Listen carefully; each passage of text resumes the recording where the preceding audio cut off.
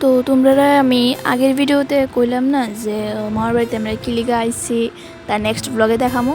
তো এই হচ্ছে কারণটা, মামার বাড়িতে আসলো বাৎসরিক মনসা পূজা, ঠিক।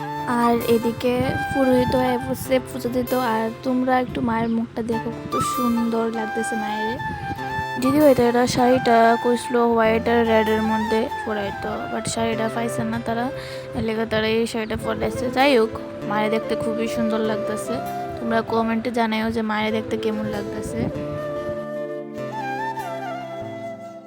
আর এদিকে বৌদির দুই মামি আছে, তারা আস্তে আস্তে সব কিছু আগায় দিতেছে।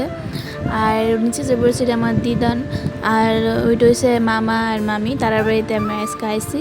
তো এখন সবার সাথে পরিচয় করাইতেছি। এটা হচ্ছে আমার ছোটো বোন, এটা হচ্ছে নিচে যে বেরোছে এটা আমার মা, আর সাইডে যে দাঁড়া রয়েছে না বইয়ে রয়েছে এটা হচ্ছে আমার দিদিভাই, মানে আমার মামার তো বোন। আর নিচে হয়েছে আমার দিদন। আরও অনেকে আছে, তারা আসছে দিলে আইব। তারা সবাই আমি ভিডিও করতে পারছি না, কারণ আমার মোবাইলে স্পেস নেই, তার লেগে সবাই ব্লগে দেখাতে পারতেছি না। এইটা হচ্ছে আমার দিদিভাই। তো তাই দেখা দেখি আমিও একটা চুড়ি কিনছিলাম।